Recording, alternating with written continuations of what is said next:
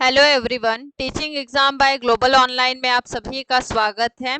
आज हम MP set के लिए पेपर 2 हिस्ट्री का फुल सिलेबस डिस्कशन करने वाले हैं। यह जो हमारा फुल सिलेबस है, इसमें से कौन से ऐसे महत्वपूर्ण टॉपिक है जो एग्जामिनेशन में शॉर्ट पूछे जाते हैं, वह हम डिस्कस करेंगे। यह सेशन आप सभी के लिए बहुत इंपॉर्टेंट होने वाला है, क्योंकि पेपर 2 हिस्ट्री से कौन से ऐसे महत्वपूर्ण टॉपिक है जिससे हर बार एग्जामिनेशन में क्वेश्चंस पूछते हैं, वह हम आज डिस्कस करेंगे। सो यूनिट 1, टोटल अगर यूनिट की बात की जाए तो 10 यूनिट है। ठीक है, सो यह 10 यूनिट जो हमारी दी हुई है, यह 10 जो यूनिट है तीन तीन है। जैसे एंशियंट में टोटल 3 यूनिट है, first second and third. So ancient से रिलेटेड याद रख लीजिएगा, एंशियंट हिस्ट्री से रिलेटेड 3 यूनिट है, फर्स्ट सेकंड और थर्ड। मध्यकालीन इतिहास जो है, इससे रिलेटेड 3 यूनिट है। साथ ही साथ आधुनिक भारत का इतिहास पर आधारित 3 यूनिट है। और लास्ट एक यूनिट हमारी यूनिट 10 बचती है, जो इतिहास लेखन शास्त्र पर आधारित है।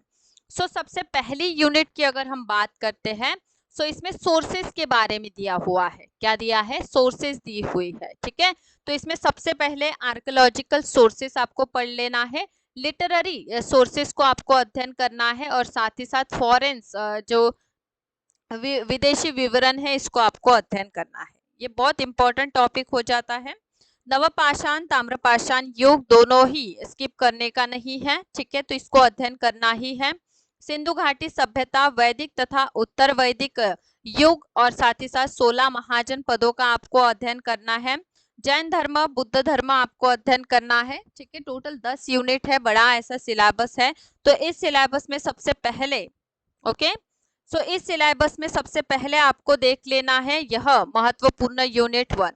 साथ ही साथ आप एमपीपीएससी अगर हमारे साथ जुड़ के पढ़ना चाहते हो, तो एमपी सेट पेपर 2 हिस्ट्री के लिए जो है कंप्लीट कोर्स अवेलेबल है, जिसमें आपको डेली लाइव सेशंस मिलेंगे, full syllabus video lectures available है, फुल सिलेबस नोट्स अवेलेबल है, मॉक टेस्ट अवेलेबल है, प्रैक्टिस पीवाईक्यू आपको मिलेगी, और साथ ही साथ इतिहास विषय को किस प्रकार से आप टारगेट कर सकते हो एग्जामिनेशन के लिए, वह भी आपको बताया जाएगा। इसकी फीस 7,000 है, इस पर आपको 20% डिस्काउंट मिलेगा, और मात्र 5,000 में यह complete course with paper 1 available है। ठीक है, जिससे कि आपके दोनों ही पेपर जो है टारगेट हो जाएंगे। सो आप जो है इस ऑफिशियल नंबर्स पे कांटेक्ट कर लीजिए, और आज ही एमपी सेट पेपर 2 हिस्ट्री को कोर्स को ज्वाइन कीजिए, जिससे पेपर 1 फ्री ऑफ कॉस्ट है। साथ ही साथ प्ले स्टोर से ग्लोबल ऑनलाइन ऐप डाउनलोड कीजिए। कोर्स में जो है आप एमपी सेट सर्च कीजिए। ठीक है, आपको जो है कोर्स का इंटरफेस दिखाई देगा।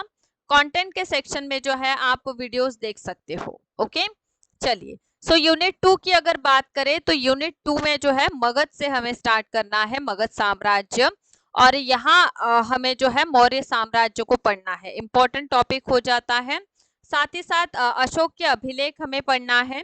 यहाँ जो है किस प्रकार से मौर्य साम्राज्य का अंत ह्रास होता है और क्षेत्रीय ताकतों का उद्भव होता है, जिसमें शुंग है, सातवाहन है, कुषाण, शक सत्रप है। संगम साहित्य आपको पढ़ना है, बहुत इंपॉर्टेंट टॉपिक है यह। मौर्योत्तर कला को आपको अध्ययन करना है, गांधार, मथुरा एवं वास्तुकला, अमरावती शैली को। गुप्त वाकाटक युग आपको, और स्पेशली गुप्तकालीन सिक्कों का और मंदिर स्थापत्य कला, ये 2 टॉपिक बहुत अच्छे से आपको करना है। यूनिट 3 की अगर बात करते हैं, तो यूनिट 3 जो है ना, क्षेत्रीय राज्यों का उदय है, जिसमें दक्षिण में हम देखते हैं गंगा, कदम, पूर्वी एवं पश्चिमी चालुक्य, राष्ट्रकूट, काकतीय, होयसला, ये छोटे छोटे वंश है। ठीक है, और बहुत इंपॉर्टेंट है। ओके, साथ ही साथ पल्लव, चेर्स और पांड्य हैं, और बंगाल के सेन है, पाल है। ठीक है, कामरूप के वर्धन, उड़ीसा के भौमाकार वंश हमें पढ़ना है। इसमें से बहुत हाईलाइटेड यह 2 टॉपिक आपको बहुत अच्छे से करके जाना है। ओके, साथ ही साथ गुर्जर प्रतिहार, परमार वंश, इनको आपको पढ़ लेना है। ओके, यूनिट 3 में आपको जो है ना व्यापार और शहरीकरण, साथ ही साथ वैष्णववाद, शैववाद, यह आपको पढ़ना होता है। ठीक है, स्त्रियों की स्थिति को हमें अध्ययन करना है, शिक्षा किस प्रकार से थी, है ना, अग्रहार, मठ, महाविहार, इस पर आधारित टर्मोलॉजी जो है ना एग्जामिनेशन में पूछी जाती है, तो इम्पोर्टेंट हो जाता है यह। ओके, सो इसको आपको बहुत अच्छे से अध्ययन करना है। अरब के साथ क्या संबंध थे? सुलेमान गजनवी, उसकी जो 17 सवारी हुई है, और अल बिरूनी का विवरण किस प्रकार से है, इंपॉर्टेंट हो जाता है एग्जामिनेशन के लिए। यूनिट 4, यहाँ से हमारा मध्यकालीन इतिहास स्टार्ट हो जाता है ना। तो मध्यकालीन फर्स्ट ऑफ ऑल आपको सोर्सेस पढ़ना है, इसको स्किप करना ही नहीं है, ठीक है। सो सोर्सेस चाहे एंशियंट के हो, मिडिवल के हो या फिर मॉडर्न के हो, तीनों ही सोर्सेस आप सभी को जो है ना बहुत अच्छे से अध्ययन करना है, क्योंकि एग्जामिनेशन में जो है यहाँ से प्रश्न हमें पूछते हैं। ओके, सो ये आपको स्किप करना नहीं है, पहला टॉपिक। इसके बाद दिल्ली सल्तनत को अध्ययन करना है, जिसके अंतर्गत 5 वंशों का हम अध्ययन करते हैं। ओके, सबसे पहले गुलाम वंश, खिलजी, तुगलक को पढ़ लेंगे, सैयद एवं लोधी, ठीक है, यह टॉपिक है। उसके बाद मुगल सत्ता को पढ़ना है, जिसमें हम बाबर से लेके औरंगजेब तक अध्ययन करेंगे, और साथ ही साथ किस प्रकार से उत्तरवर्ती मुगल शासक आए, है ना। तो ये 2 टॉपिक है। इसके बाद विजयनगर बहामनी साम्राज्य है, और साथ ही साथ बहामनी साम्राज्य के पतन के बाद किस प्रकार से पादशाही अस्तित्व में आई, वे हमें पढ़ना है। और मराठों का उत्थान, छत्रपति शिवाजी महाराज द्वारा स्थापन स्वराज्य, पेशवाओं के अधीन किस प्रकार से इसका विस्तार हुआ, यह टॉपिक। अभी देखिए, ये सभी टॉपिक जो है ना एग्जामिनेशन के दृष्टिकोण से बहुत ही इंपॉर्टेंट है, क्योंकि आपको जो है एग्जामिनेशन में जरूर से यहाँ से प्रश्न देखने को मिलेंगे। ओके, सो यह जो टॉपिक यूनिट 4 है बहुत इंपॉर्टेंट है, जैसे कि यूनिट 1 आपको स्किप करना नहीं है, सेम उसी प्रकार से यूनिट 4 भी स्किप करना नहीं है। ओके, सो यूनिट 5 की अगर बात करें तो मध्यकालीन प्रशासन किस प्रकार से था, जैसे कि दिल्ली सल्तनत का प्रशासन, और प्रशासन का जब हम अध्ययन करते हैं तो केंद्रीय प्रशासन, प्रांतीय प्रशासन एवं स्थानीय प्रशासन का हमें अध्ययन करना होता है, ठीक है। सो शेरशाह सूरी का प्रशासन को भी हमें देखना है, सेम केंद्रीय, प्रांतीय एवं स्थानीय देखेंगे, ठीक है। सो उसके बाद जो है ना मुगल प्रशासन में मनसबदारी, जहागीरदारी व्यवस्था क्या है, किस प्रकार से अस्तित्व में आई, वह अध्ययन करना है। और विजयनगर साम्राज्य का शासन व्यवस्था, माने कि अयंगर नयंगर व्यवस्था क्या है, इसको समझना होगा। बहामनी प्रशासन और साथ ही साथ मराठा प्रशासन में अष्टप्रधान मंडल, ठीक है, ये अध्ययन करना है। दिल्ली सल्तनत एवं मुगल शासन में सरहद संबंधित क्या नीतियां थी, कृषि उत्पादन एवं सिंचन की क्या व्यवस्था थी, ठीक है, तो यह पढ़ना है। उद्योग व्यवसाय, हस्तकला, कृषि, है ना। तो ये हमें बहुत इंपॉर्टेंट टॉपिक है जो स्किप करने नहीं है। यूनिट 6 की अगर बात की जाए तो समाज और संस्कृति है, सामाजिक संगठन संरचना, माने कि एक प्रकार से सूफी सिलसिले पढ़ लेंगे, यहाँ से बहुत इंपॉर्टेंट हो जाता है यह टॉपिक। भक्ति आंदोलन में शैववाद, वैष्णववाद और शक्तिवाद क्या है, यह हमें सबसे पहले अध्ययन करना है। और उसके बाद हम मध्यकालीन मध्ययुगीन संत को अध्ययन करेंगे, उत्तर एवं दक्षिण के संत, ठीक है। सिख आंदोलन में गुरु नानक देव और उनकी शिक्षाएं क्या है, ठीक है, किस प्रकार से आदि ग्रंथ खालसा, इसको हमें पढ़ना है, ठीक है। तो ये बहुत इंपॉर्टेंट टॉपिक है हमारे एग्जामिनेशन के दृष्टिकोण से। सामाजिक वर्गीकरण, क्लासिफिकेशन में शासक वर्गों को देखना है। प्रमुख धार्मिक समूह कौन से थे, उलेमा, वाणिक, व्यावसायिक वर्ग एवं राजपूत समाज। ग्रामीण समाज में छोटे सामंत, ग्राम कर्मचारी, कृषक, गैर कृषक, शिल्पकार, ठीक है। स्त्रियों की क्या अवस्था थी, माने की स्थिति क्या थी, जनाना व्यवस्था क्या है, देवदासी व्यवस्था क्या है। शिक्षा का विकास किस प्रकार से हुआ, जैसे कि मदरसा शिक्षा हमें अध्ययन करना है यहाँ पे। ललित कलाएं अध्ययन करेंगे, जिसके अंतर्गत चित्रकारी में देखेंगे मुगल, राजस्थानी, पहाड़ी, गढ़वाली। संगीत का विकास किस प्रकार से हुआ, कला के अंतर्गत वास्तुकला, इंडो इस्लामिक कला क्या है, इसको समझेंगे। यूनिट 7 की हम बात करते हैं तो आधुनिक भारत का इतिहास। सबसे पहले, जैसे कि मैं बार बार आपको कह रही हूँ कि सोर्सेस चाहे एंशियंट के हो, मेडिवल के हो या फिर मॉडर्न हिस्ट्री को हो, है ना, तो कोई भी सोर्सेस हमारे इतिहास के जो है आपको स्किप करना नहीं है, सभी सोर्सेस को आपको अध्ययन करना ही है। ओके, सेकेंडली, 16वीं सदी और 18वीं शताब्दी के दौरान यूरोपियन व्यापारी कंपनी जो है, जिसके अंतर्गत पुर्तगाली कंपनी, डच कंपनी, फ्रांसीसी कंपनी और ब्रिटिश कंपनी को हमें क्या करना है, अध्ययन करना है।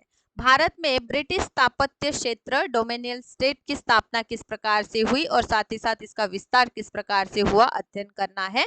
भारत के प्रमुख राज्यों के साथ जैसे हम देखते हैं कि 1707 में जो है ना औरंगजेब की मृत्यु होती है और क्षेत्रीय ताकत जो है स्वतंत्र होती है। इसमें बंगाल है, अवध है, हैदराबाद है, मैसूर, कर्नाटक, पंजाब। और किस प्रकार से इनको वर्चस्व करने के लिए अंग्रेजों को जो है आंग्ल मराठा, आंग्ल सिख, आंग्ल मैसूर युद्ध लड़ने होते हैं, है ना। तो किस प्रकार से ये युद्ध होती है, किस प्रकार से ट्रेडी होगी, है ना, संधि किस प्रकार से होगी, वह हम डिस्कस करेंगे। 1857 का विद्रोह, इसके क्या प्रमुख कारण थे और इसका क्या प्रभाव पड़ा, ओके। और किस प्रकार से उठाव के बाद जो है ना क्राउन का शासन आ जाता है। तो 1773 से लेके रेगुलेटिंग एक्ट से 1858 तक के हमें अध्ययन करना है। कंपनी के अधीन जो है सर्वोच्च सत्ता, जिसमें सिविल सर्विस है, न्याय तंत्र, पुलिस यंत्रणा किस प्रकार से थी। साथ ही साथ 1909 से लेके 1935 तक के जो है ना संवैधानिक परिवर्तन किस प्रकार से हुए, ये हमें अध्ययन करना है, ठीक है। सो यहाँ से हमारा मॉडर्न हिस्ट्री जो है ना स्टार्ट हो जाता है यूनिट 8 से, ठीक है। सो यूनिट 8 जो है ना मॉडर्न हिस्ट्री, ओके। यहाँ से ये टॉपिक जो है ना आपको पढ़ना ही है, ठीक है। आगे के टॉपिक के ये बेस बनते हैं, इसलिए आपको स्किप करना नहीं है।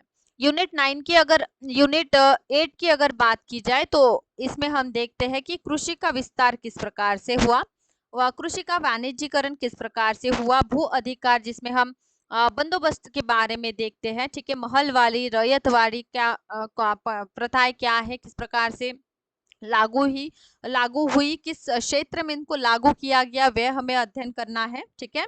उद्योगों का र्यास किस प्रकार से हुआ, ठीक है, ये इंपॉर्टेंट टॉपिक है। एक प्रकार से modern economic history of India जो है ना हमें पढ़ना होता है, ठीक है। तो इस प्रकार से आर्थिक व्यवस्था में किस प्रकार से बदलाव इस टाइम पीरियड में हमें देखने को मिलता है, तो वह हमें अध्ययन करना होता है इस टॉपिक में, ओके।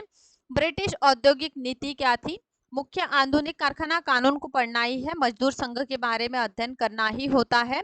बैंक का उदय, ठीक है, रेलवे में किस प्रकार से इन्वेस्टमेंट बढ़ा, ओके, डाक एवं टेलीग्राम सेवाएं, ठीक है, इसको पढ़ना है। नेक्स्ट वन हम देखते हैं अकाल महामारी और उस पर किस प्रकार से आयोग का गठन किया गया। किसान आंदोलन, ठीक है, साथ ही साथ ईसाई धर्म के संपर्क में किस प्रकार से धार्मिक, आर्थिक प्रथाएं और सामाजिक धारणाओं का उदय हमें देखने को मिलता है। नई शिक्षा जिसमें सरकार की नीति, ठीक है, अंग्रेजी भाषा और प्रौद्योगिकी, लोक स्वास्थ्य, इसके और आधुनिकीकरण माने किस प्रकार से शामिल हुआ या फिर क्या क्या बदलाव हुए, ठीक है। सो भारतीय पुनर्जागरण जिसके अंतर्गत मध्यम वर्ग का उद्भव हम देखते हैं। स्त्रियों संबंधित प्रश्नों के बारे में अध्ययन करेंगे, प्रिंटिंग प्रेस, ठीक है। उसके बाद हम बढ़ जाते हैं यूनिट 9 की तरफ। भारतीय राष्ट्रवाद का उत्थान किस प्रकार से हुआ, साथ ही साथ इंडियन नेशनल कांग्रेस जो है इसका उदय माने कि 1885 से लेके 1920 तक का जो टाइम पीरियड है इसको अध्ययन करना है। स्वदेशी स्वराज्य गांधी युग को हम स्टार्ट करेंगे, ठीक है, 1920 से लेके आगे का हम टाइम पीरियड पढ़ते हैं इसमें। साथ ही साथ सुभाष चंद्र बोस और मध्यम वर्ग की भूमिका, राष्ट्रीय आंदोलन में स्त्रियों की क्या भागीदारी थी, वामपंथी राजनीति, दलित वर्ग, साथ ही साथ मुस्लिम लीग एवं पाकिस्तान की उत्पत्ति, स्वतंत्रता की और विभाजन, ओके। स्वतंत्रता के पश्चात विभाजन की क्या चुनौतियां थी, एकीकरण में जैसे जूनागढ़ है, कश्मीर है, हैदराबाद है, इसकी रियासतों की क्या समस्याएं थी और किस प्रकार से सरदार वल्लभ भाई पटेल ने एकीकरण करके साथ ही साथ बी आर अम्बेडकर और भारतीय संविधान का निर्माण और क्या क्या विशेषताएं है हमारे संविधान की देखेंगे। नई शिक्षा नीति अध्ययन कर लेंगे, आर्थिक नीतियां देखेंगे, ठीक है। राज्यों का भाषाई पुनर्गठन इंपॉर्टेंट हो जाता है यहाँ से, और विदेश नीति में पंचशील तत्व हमें अध्ययन करना होता है, ठीक है। लास्ट यूनिट 10 है, ठीक है, इतिहास लेखन शास्त्र से संबंधित है, ठीक है, इतिहास लेखन शास्त्र, ठीक है। तो इसमें ऐतिहासिक प्रणाली, ठीक है, शोध, इतिहास की विषय सीमा और महत्व को जानेंगे, इतिहास में वस्तुनिष्ठता और पूर्वग्रह देखेंगे, अन्वेषणात्मक सक्रिया है, इतिहास में आलोचना, संश्लेषण तथा प्रस्तुति है, इतिहास और इसके सहायक विज्ञान है, इतिहास विज्ञान कला या सामाजिक विज्ञान, इतिहास में कार्य कारण संबंध किस प्रकार से महत्व रखता है, प्रस्तावित शोध क्षेत्र, ठीक है, आंकड़े जिसमें प्राइमरी सेकेंडरी सोर्सेस के बारे में अध्ययन करेंगे, वर्तमान भारतीय इतिहास लेखन, ठीक है, या फिर नोट्स लेना, संदर्भ निर्देशन, पाद टिप्पणियां एवं ग्रंथ सूची, है ना, इसको अध्ययन करना है। साहित्यिक चोरी, शोध प्रबंधन देखेंगे, बेईमानी इतिहास लेखन में, ठीक है, तो ये हमें पढ़ना है। इतिहास लेखन के नकारात्मक सकारात्मक समर्थन, इतिहास लेखन में बर्लिन क्रांति, ठीक है, मार्क्सवादी इतिहास लेखन देखेंगे, और साथ ही साथ उत्तराधुनिकतावाद, ठीक है, इतिहास में चक्रीय प्रवाह, पूर्णतः जो है ना इतिहास लेखन शास्त्र इंपॉर्टेंट है। सो ये बहुत इंपॉर्टेंट ऐसे यूनिट 10 है, ठीक है। साथ ही साथ एमपी सेट एग्जामिनेशन के लिए पेपर 2 हिस्ट्री के कोर्सेस हमने क्लासेस स्टार्ट हो गए हैं। इस कोर्स को ज्वाइन कीजिए, ऑफिशियल नंबर स्क्रीन पर विजिबल है, कांटेक्ट कीजिए। Thank you so much.